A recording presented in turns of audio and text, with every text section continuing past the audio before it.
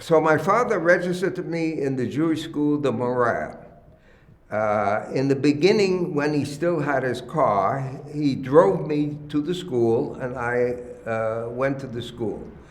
As far as I recall, I did not really care to go to school. I preferred to stay home or do other things. I didn't really want to go to school, and I went there with the idea that as soon as I could get out, I would return back home. So my father even said to me, "You're like a rubber band.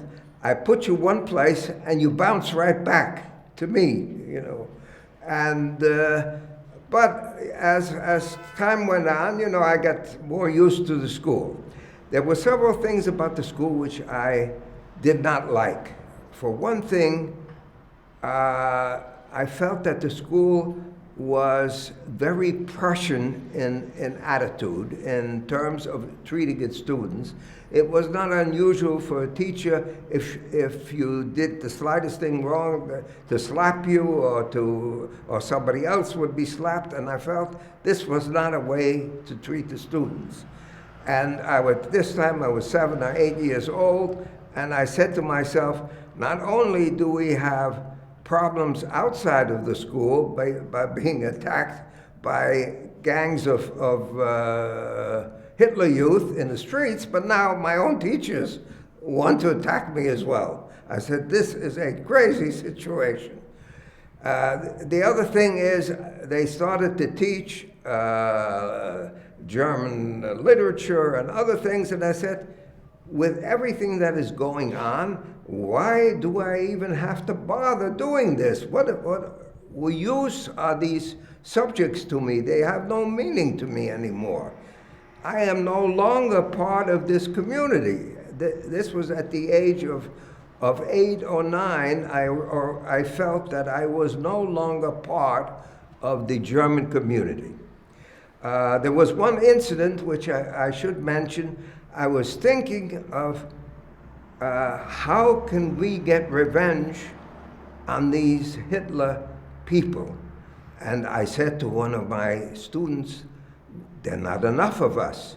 But if we had planes, we only need one pilot, and he would have many bombs, and we could get even, because if we had planes, we could bomb. And then we wouldn't need many of us. There may be a lot, but if we had planes, we could be even with them. And of course, one of the teachers heard this and immediately called my father to tell my father, please get your son in control. He's going to get you into a lot of trouble. He should stop talking like that, because if anybody overhears this, they're liable to arrest you because of what your son is saying in school. So he sat me down and he told me, never again discuss anything political with anyone in the school, because you are endangering your whole family, your father, your mother, your grandfather, and so forth. And I took this very seriously. He said, if anything at all, it is better to keep quiet than to open your mouth.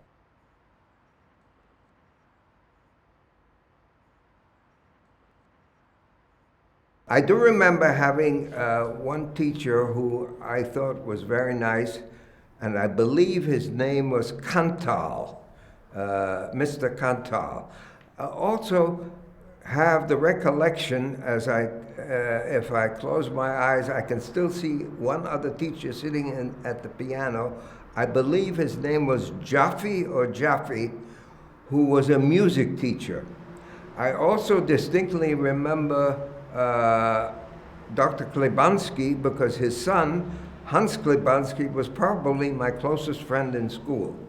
I had one other boy that I occasionally hung out with, whose name was Daniel Ox, and there was another boy whose name was Voss, who I don't know what happened to, but somewhere along the line he disappeared. I don't know whether his family suddenly left.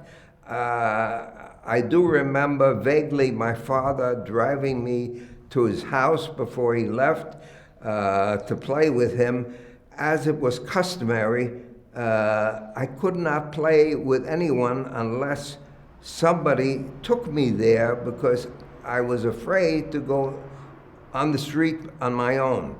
I rarely went myself, except occasionally I got into the trolley to visit my aunt, Rosa, whose husband also had a butcher store on a street that I remember. It had a very strange name, Krummerbüchel. And it was also somewhere in the old town, but I remember it was too far to walk, but I could take a trolley to get there.